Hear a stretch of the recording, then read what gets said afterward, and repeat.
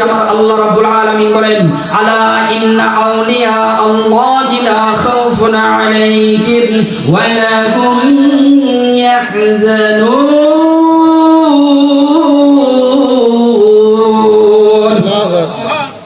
আওয়াজ দিয়ে বলেন আমার আল্লাহ রাব্বুল আলামিন বলেন বন্ধু আপনি জানাইয়া দেন গো আলা সাবধান। এই আয়াতের ভিতরে যাদের সম্পর্কে আলোচনা করা হবে তাদেরকে জানায় দেন তারা যেন সাবধান। এই আয়াতের ভিতরে যে আলোচনাটা করা হলো আমার আল্লাহ বলেন এই পৃথিবীর জমিনে যারা আমি আল্লাহর বন্ধু হয়ে যাবে তারা এই পৃথিবীর জমিনে চলবে ফিরবে ঘুরবে খাবে দুনিয়ার কোনো সমস্যা তাদের থাকবে না। আরো জোরে বলেন সুবহানাল্লাহ। ও বন্ধু আপনি তাদেরকে আরো জানাইয়া দেন গো তারা এই পৃথিবীর জমিন থেকে পরকালে জিন্দেগিতে যখন চলে যাবে তাদের হাসরের কোনো ভয় থাকবে না। কারণ আমাদের হাসরের ভয় আছে না নাই? মিজানের ভয় আছে না নাই? ফুলসিরাতের ভয় আছে না নাই গো? আমার রাব্বুল আলামিন বলে যারা আমি আল্লাহর বন্ধু হয়ে যাবে আমি আল্লাহর বন্ধু যারা হয়ে যাবে দুনিয়াতে কোনো চিন্তায় আখিরাতেও তাদের কোনো ভয় নাই। সমস্ত ভয় দূর করে দিয়েছেন কে? তাহলে আল্লাহর ওলিদের যদি ভয় না থাকে আল্লাহর ওলিদের সোহবতে যারা থাকবে আল্লাহর ওলিদের সাথে যারা সংস্পর্শে থাকবে তাদেরও কখনো ভয় আসতে পারে? বিশ্বাস আছে না নাই? কার কাছে দুটো হাত তুলে দেখান নারায়ে তাকবীর নারায়ে রিসালাত নারায়ে গাউসিয়া আহলে সুন্নাত ওয়াল জামাত জিন্দাবাদ সুলতানপুর দরবার শরীফ জিন্দাবাদ। এই জন্য আমি একটু চলে যাব আল্লাহর ওলিরা কি করতে পারেন। এক ব্যক্তি মার সঙ্গে বেয়াদবি করলো তার স্ত্রীর কথা শুনি না। কার কথা শুনি না? তার স্ত্রীর কথা শুনি না গো।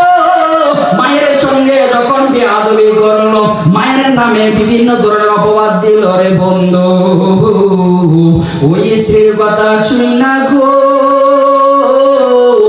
সন্তানটা রাগান্বিত হইয়া মাকে একটা লাথি দিয়ে আগুনে ফেলে দিয়েছে। বলেন নাউজুবিল্লাহ।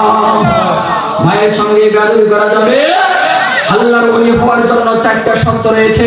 যে ব্যক্তি এই চারটা শর্তকে মেনে নিবে সে আল্লাহর ওলি হয়ে যাবে। এক নাম্বার হচ্ছে আল্লাহর ইবাদত। আল্লাহর ওলি হতে গেলে আল্লাহর ইবাদতের দরকার আছে না নাই? দুই নাম্বার হলো আমার নবীর মহব্বত। যে নবীর মহব্বত করবে সে আল্লাহর ওলি হয়ে যাবে। তিন নাম্বার হলো মা বাবার খেদমত। যে মা বাবার খেদমত করবে তাকে সাধারণ বান্দা থেকে আল্লাহর বন্ধু বানায় নিবে কে? আর চার নাম্বার হলো সোহবত। আল্লাহর ওলিদের সোহবতে যেতে হবে। যার ভিতরে এই চারটা জিনিস থাকবে সে সিএনজিওয়ালা হতে পারে, সে দিন মজুর হতে পারে, সে রিকশাওয়ালা হতে পারে, সে যে কোনো হোক না কেন দিন মজুর কৃষক শ্রমিক যে কোনো হোক না কেন যদি আল্লাহর ওলিদের সোহবতে গিয়ে মা বাবার খেদমত করে নবীর মহব্বত নিয়ে আল্লাহর ইবাদত করে তাহলে আল্লাহ এই সাধারণ বান্দাদেরকে আল্লাহর বন্ধু বানায় নেন। বলেন সুবহানাল্লাহ। তাহলে আল্লাহর বন্ধু আমাদের হওয়ার দরকার আছে না নাই? আল্লাহর ওলির বন্ধু হতে গেলে আল্লাহর ওলির দরবারে আসার দরকার আছে না নাই? যারা বিভিন্ন ধরনের বলে আল্লাহর ওলির দরবারে আসলে শিরক বেদাত বলে তাদের কথা আমরা কখনো কানে আনবো? কারণ আপনার কবরে আপনিই যেতে হবে। আপনার কবরে ওই ডব্লিউ যাবে যাবে না। এই পৃথিবীর জমিনে আপনাকে আল্লাহ জ্ঞান দিয়েছে। কোনটা ধান আপনি ছিলেন, কোনটা ডিম আপনি ছিলেন, কোনটা পান ছিলেন, সিগারেট কোনটা ছিলেন, সব কিছু ছিলেন। আপনার আকীদাও আপনাকে খুঁজে বের করতে হবে। ঠিক কিনা বলে? কারো কথা আমরা কানে দেব না, বরং আমরা কোরআন হাদিসের ভিত্তিতে আল্লাহর ওলিদের সোহবতে আমাদের জীবন কাটিয়ে দেব। ঠিক কিনা বলে? এই জন্য একজন বেয়াদব স্ত্রীর কথা শুনে মার সঙ্গে বেয়াদবি করলো। মা শীতের দিন আগুন তাকাচ্ছে, পিছন থেকে সন্তান গিয়ে যখন লাথি দিয়েছে মা আগুনের মধ্যে পড়ে গেছে। পরে গিয়ে মা শরীরে আগুন ধরে মা ইন্তেকাল করেছেন। বলেন নাউজুবিল্লাহ। মার সঙ্গে এরকম বেয়াদবি করা যাবে না। এই জন্য বন্ধুরে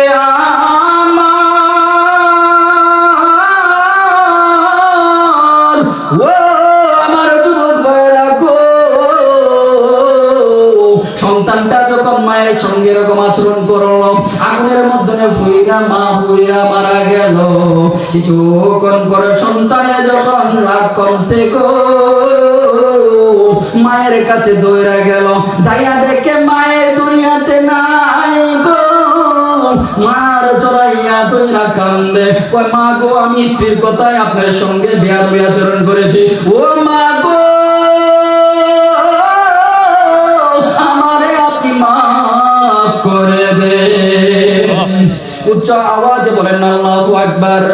মা তো এই দুনিয়াতে নাই, মার কাছে মাফ চাইলেই তাকে। এবার মাকে সুন্দর করে দাফন কাফন করে কবরস্থান কইরা যখন বাড়ির দিকে আসে, আসার সঙ্গে মনে মনে কল্পনা করে যে স্ত্রীর কথা শুনি নাই আমি মাকে এত আঘাত দিছি গো, আমার জীবন চলে যাবে, এই স্ত্রীকে আমি আমার ঘরে রাখবো না। আওয়াজ দিয়ে বলেন আল্লাহু আকবার। সন্তান যখন অনুশোচনা হইল, রাস্তা থেকে আস্তে আস্তে ঘরে আসলো, আয়েশা স্ত্রীকে তালাক দিয়ে দিল। আল্লাহু আকবার। তালাক দিয়ে দেওয়ার পরে তার মনে শান্তি আছে না, মার সঙ্গে বেয়াদবি করছে যে আল্লাহ মাকে ক্ষমা করে নাই কি সন্তানকে ক্ষমা করে নাকি সন্তান জানে। এইবার সন্তান কি করলো, যে পা দিয়া মাকে আঘাত করছে, সেই পাটা দেহ থেকে কেটে ফেলেছে। বলেন আল্লাহু আকবার। শুধু এটাই কাটে না গো, আমার আল্লাহ আমাকে ক্ষমা করেছে কিনা আমি জানি না, যে চোখ দিয়ে আমি মারে দেখে আঘাত করলাম গো, আমার জান চলে যেতে পারে, কিন্তু এই চোখ আমি আমার কপালে রাখবো না। বলেন আল্লাহু আকবার। মাকে বেয়াদবি করার কারণে পা কাইটা ফেলাইলো, চোখ দুটা বন্ধ কইরা ফেলাইলো, যে হাত দিয়ে মাকে আঘাত করছে গো সেই হাতটাও কাইটা ফেলাইলো। বলেন আল্লাহু আকবার। একটা কাঁটা যদি শরীরে দিলে আমরা সহ্য করতে পারি, আর সন্তানটা পা কাইটা ফেলাইলো, হাত কাইটা ফেলাইলো, দুইটা চোখ গলায় ফেলাইলো, কিন্তু আল্লাহ ক্ষমা করেছে কি না কেউ জানে। এইবার ওই লোকটা ধীরে ধীরে খানায় খাবার মধ্যে চলে গেছে গো, যাইয়া মা কামে ইব্রাহিমের গুড়ায় পয়রা পয়রা আল্লাহ আল্লাহ জিকির করে আল্লাহর কাছে তওবা করে, আল্লাহ গো মার সঙ্গে বেয়াদবি করেছি, না জেনে করেছি, আল্লাহ গো আমার জীবনের গোরা মাফ করে দাও। আওয়াজ করে শুনে বলেন। এরকম করতে করতে অনেক দিন পর্যন্ত কাঁদে। একজন আল্লাহর ওলি ছিল শিবলি নোমানে, তিনি গেলেন হজ করার জন্য। যাইয়া 1 বছর থেকে মাকাম ইব্রাহিমের গুড়ায় পয়রা নাই রে, তার পা নাই, চোখ নাই, হাত নাই। এরকম মানুষ দেখলে আমাদের মনে দয়া লাগে কি লাগে না? আরো জোরে বলেন, লাগে কি লাগে না? ওই আল্লাহর ওলির মনে দয়া লেগেছে, কিন্তু কথা বলে নাই, চলে আসলো।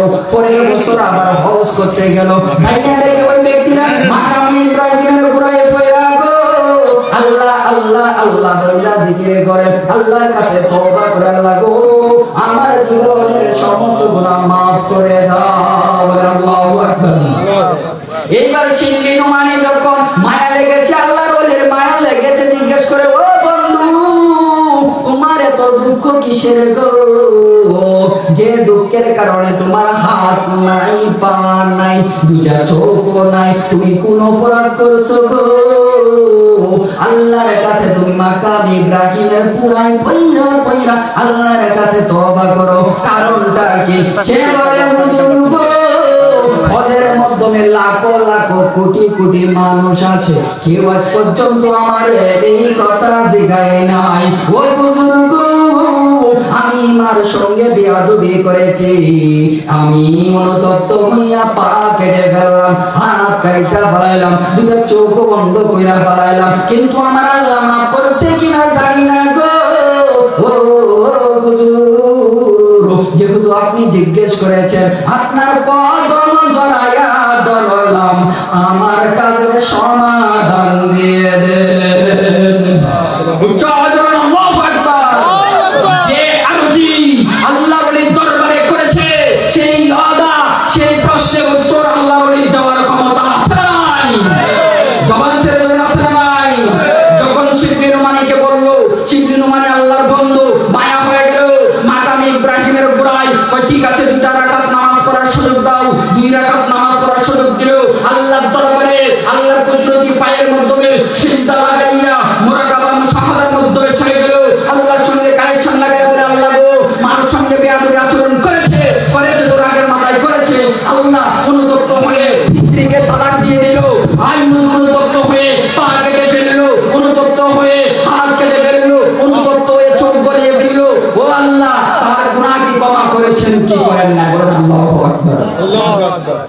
যখন আল্লাহর ওলিকে এই কথা বললো, আল্লাহর ওলি যখন আল্লাহর পক্ষ থেকে গাইবে আহকামের মাধ্যমে জানাই দিল, এই শিরকি ইমামি, তুমি জেনে রাখো, মার সঙ্গে বেয়াদবি করেছে সে যদি কিয়ামত পর্যন্ত মাকাম ইব্রাহিমের গোড়ায় পড়িয়া আমি আল্লাহকে ডাকে, আমি আল্লাহর কাছে তওবা করে, কিন্তু তার মা যতক্ষণ পর্যন্ত ক্ষমা না করবে ততক্ষণ পর্যন্ত আমি আল্লাহ তাকে ক্ষমা করব